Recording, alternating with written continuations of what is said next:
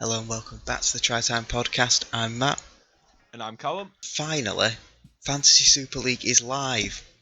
Pin for the league and everything is on the screen, and we'll also put it down in the description. And yeah, we just thought we'd talk you through some of our picks, give you a bit of a sneaky insight into our team so you can perhaps try and beat us this season. So I think we'll jump straight in. We're not going to go through everyone in the team, but let's just go through our must-haves. Who were the first names on our team sheet? Callum, I'll let you start. Well, for me, I'm thinking the eye test as well as who does well on sort of the fantasy points-based system.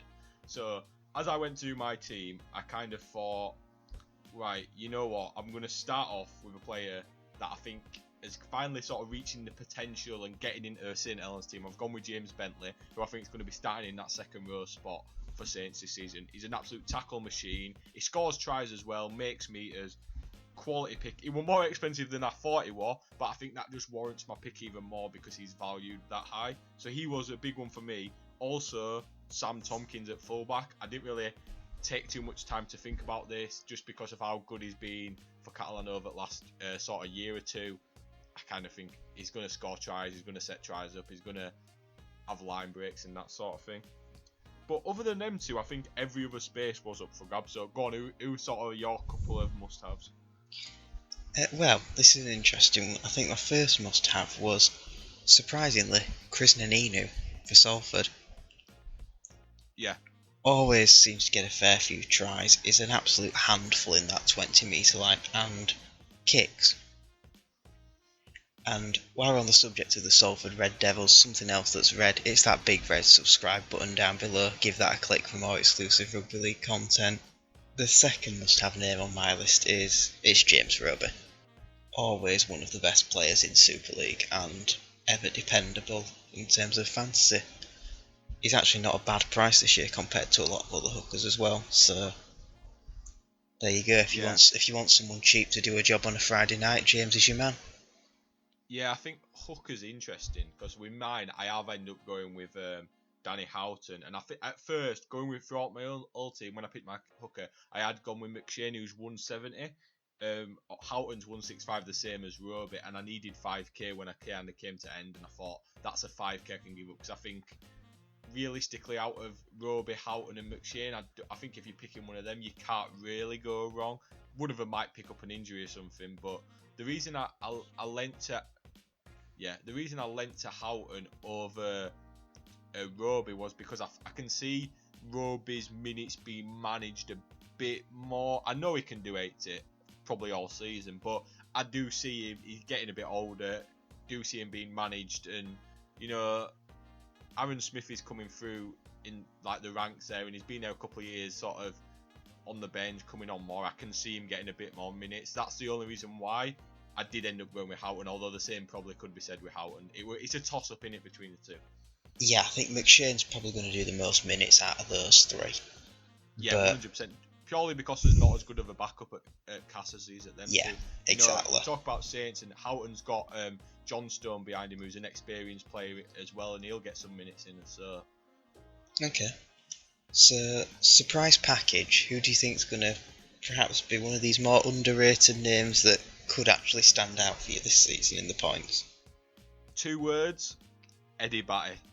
Big pick at 140k on a prop. Yeah, but I looked at the props and I actually thought, in terms of the meters he's going to make, the carries he's going to take, the tackles, and the burst he's going to have in that wakey side, that I think generally is, I don't want to say weak, but it's one of the weaker packs probably. Well, it's probably one of the weaker teams in Super League. We've already spoke about that on definitely. I'd agree with that. I do see him standing out, and I do think he's really been rewarded for what he's done at London over the past sort of few years. So I've popped him in there because there is more expensive options anyway. There's some cheaper ones as well, but I just sort of thought, you know what, let's get a bit of wakey representation in there, and I just thought, let's go with it. Fair enough. Well, I think I've beat you on 140k props, by the way. Go on. Prior. Yeah, 100% considered him, but I want short playing time. I know he's kind of come back over a bit late. Eventually I probably would make that move, but As a Rhinos fan, I'm confident that he will get the big minutes this year, and I think some of it's going to be at 13, which I think actually might help his score in this one. Yeah, true. I think he's definitely a sort of prop loose forward that can do minutes 100%, which is important in this. You know, you want your player to be on pitch as long as possible and be as effective over them minutes. My unsung hero, however, is going to be a different Leeds forward I've gone for. And I've gone for the Cumbrian destroyer, James Donaldson. 100% considered him, but again, minutes were just my only concern. Otherwise, he'd be in my team. Tackle machine, extremely underrated, 120k is a nice price for a starting forward, particularly given one thing I have noticed, and that's probably looking at our benches. This is, I think, where there's the biggest difference in terms of who we've gone for. So, as you can probably see, I've spread the cost out of my squad a lot more. It's a trick I've used in fantasy football to great effect last season.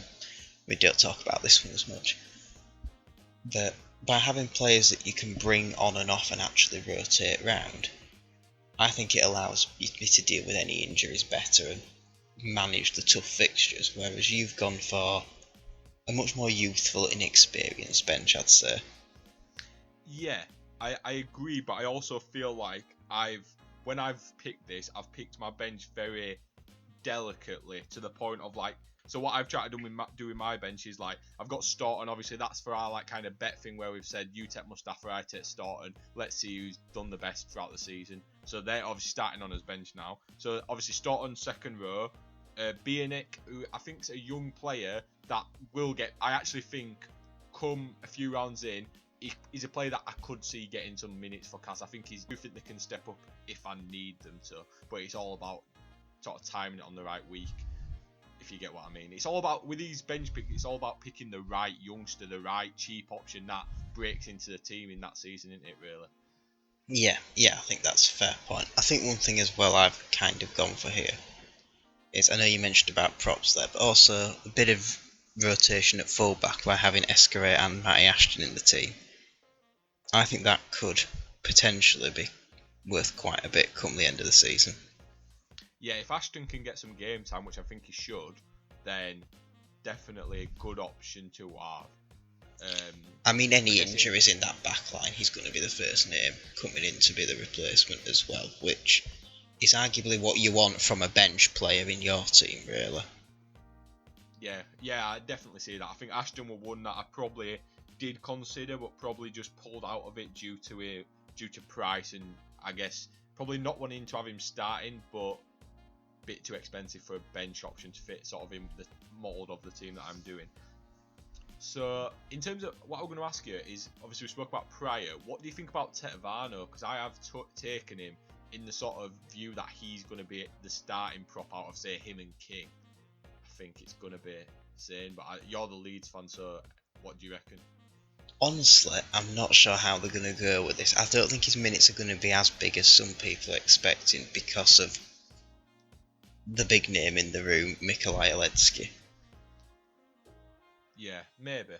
Who I think will be starting most games this season, or certainly be making big minutes off the bench as an impact prop. Yeah, I think this is what certain positions. There's only at some teams there's only so many players that are nailed on, and you know they're going to start. And I think that's what I tried to get with my team, is kind of find the players that are definitely going to start. And I think I've probably got that in everyone apart from maybe Batty and Tetevano at prop, but I do think they're both going to play out there, let's be honest, if they're fit. Yeah. Whereas I think like Smithies is going to get minutes at loose. I think he's an underrated option, genuinely, just because of the tackles he goes through, and he can do the minutes as well, and he can play kind of anywhere in that pack. And I think it's a really strong Wigan pack this season, so I do think him and Bateman will absolutely smash it. Bateman just a bit too expensive for me. Yeah, how much was it again? I can't remember seeing that. It was 170, and it was 170, and at one point I did have him and Bentley in my second row, but I did have to scale one of them down, and I kind of chose Bateman because I did already have a few I was edging on too many Wigan players in the team. So fair enough. I mean, you can see our lists, by all means tweet us with your selections, or just join the league, we'll be able to see them then once we do get started. And yeah, I think that's a good place to leave this one so we don't ramble on too much longer. Yeah, definitely. If you're kind of new to the channel, subscribe and all that stuff, like we've already said. We did an interview podcast with Greg McNally last week, so go check that out if you haven't already, and also all the other podcasts and videos and stuff that we've got on the channel. 113 video released literally 2 days ago. Go check that out if you haven't already. Yeah, definitely. And other than that, guys, thanks for the support so far. If you're a regular, Yep, and if you are a regular fan of our Monday series, Rugby League Roundup will be back this week. We're just uploading on a slightly different day, so keep an eye out on the channel for that. and we'll catch you later. See you later, guys. Bye. Bye.